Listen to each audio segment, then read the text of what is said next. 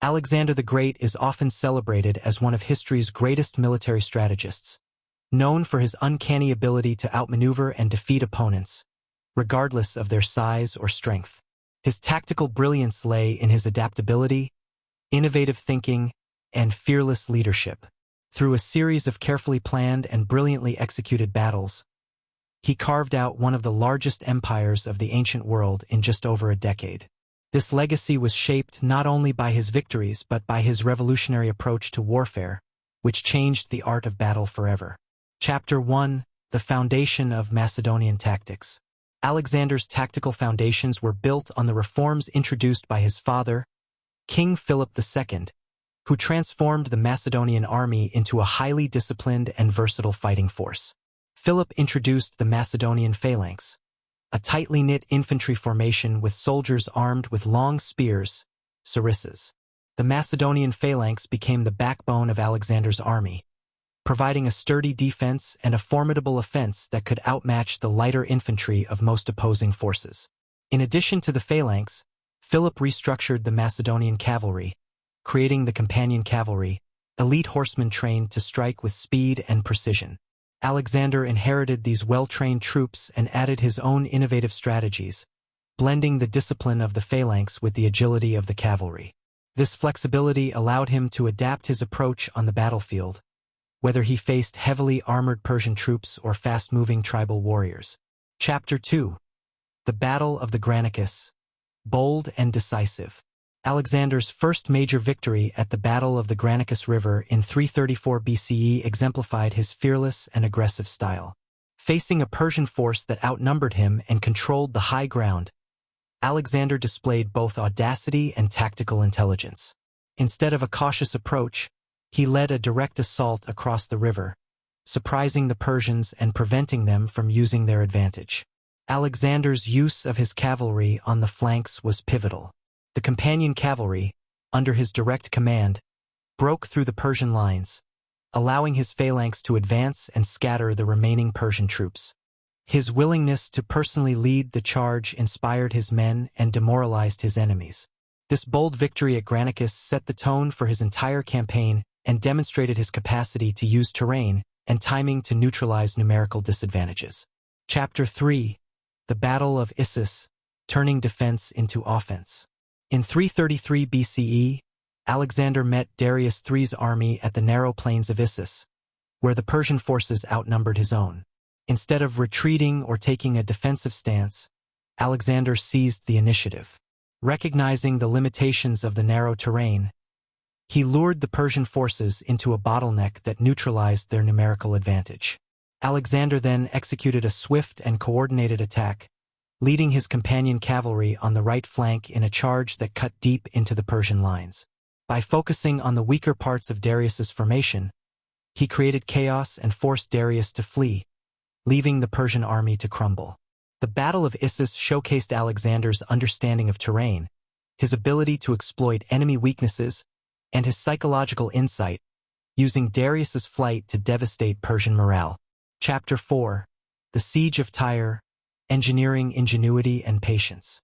The Siege of Tyre in 332 BCE demonstrated Alexander's tactical flexibility and engineering prowess.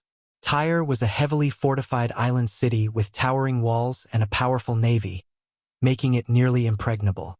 Yet Alexander was determined to conquer it, knowing that its control would give him strategic dominance over the eastern Mediterranean. When a direct assault proved impossible, Alexander adapted by constructing a massive causeway to bridge the gap between the mainland and the island. His engineers worked tirelessly under constant fire from Tyrian archers, facing harassment from Tyrian ships. Alexander responded by calling in his own fleet and deploying siege towers on the causeway to protect his men and batter Tyre's walls.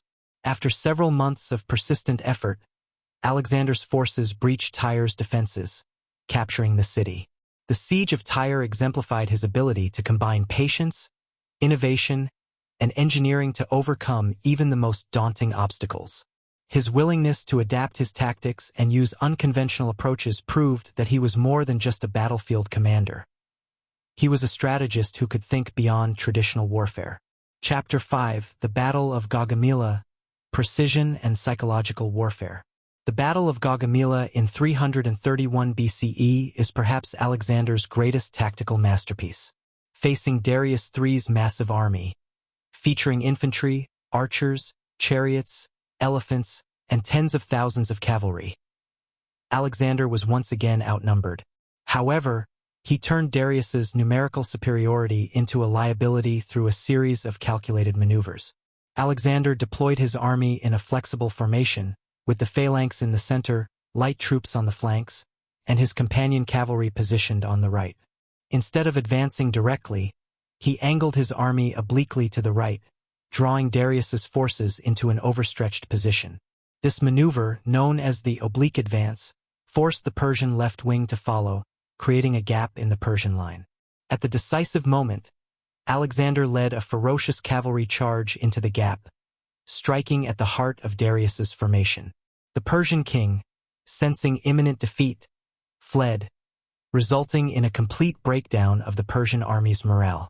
Gaugamela was a triumph of strategy and psychological warfare, as Alexander outflanked, divided, and dismantled a far larger force with precision.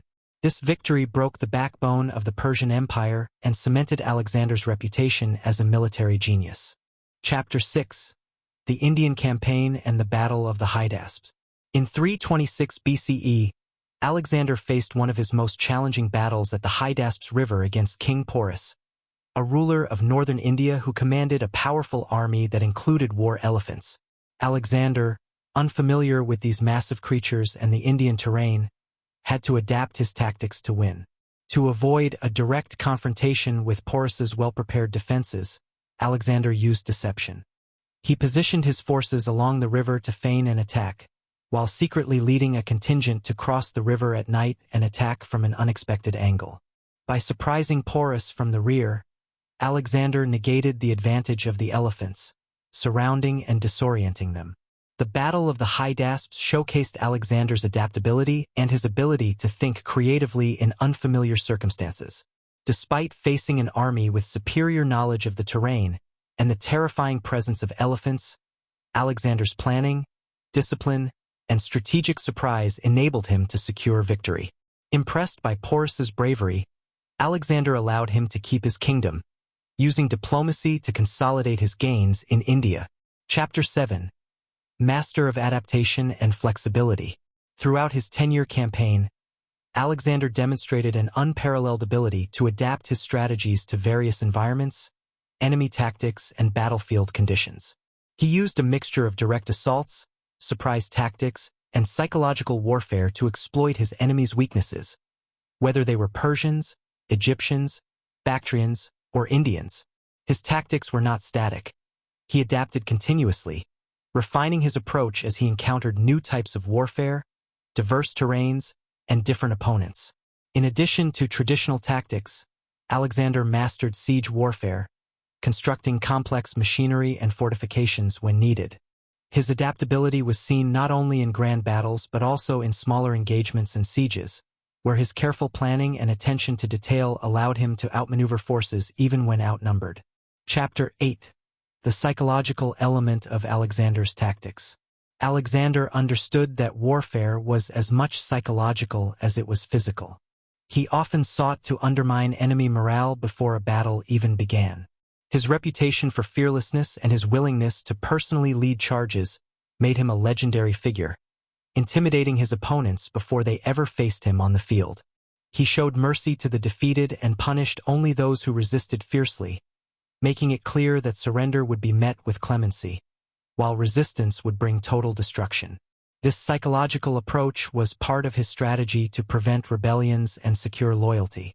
By fostering fear and respect, Alexander ensured that his enemies were hesitant to engage him, while his men, inspired by his bravery and leadership, fought with unwavering loyalty. Chapter 9. The Legacy of Alexander's Tactical Brilliance. Alexander's tactical innovations left an indelible mark on military strategy, influencing generals from the Roman Empire to the present day. His ability to blend infantry and cavalry, employ siege warfare, and adapt to the unique conditions of each battlefield laid the foundation for future military doctrines. Generals such as Julius Caesar, Napoleon Bonaparte, and even modern military strategists have studied his tactics, finding inspiration in his adaptability and audacity. Moreover, his emphasis on mobility, psychological warfare, and precision remains relevant in contemporary military strategy. Alexander demonstrated that leadership, flexibility, and understanding one's opponents are crucial components of victory. His tactics at battles like Gaugamela and the Hydaspes have become case studies in military academies, serving as enduring examples of strategic brilliance. Epilogue: Alexander's tactical genius in history. Alexander's tactical brilliance was more than just a product of his time. It was a synthesis of his own intuition, ambition, and an unwavering commitment to mastering the art of war. His approach was as dynamic as it was disciplined, enabling him to overcome challenges that would have overwhelmed other leaders. By blending courage with careful planning and discipline with flexibility, Alexander created a model of military genius that transcends centuries.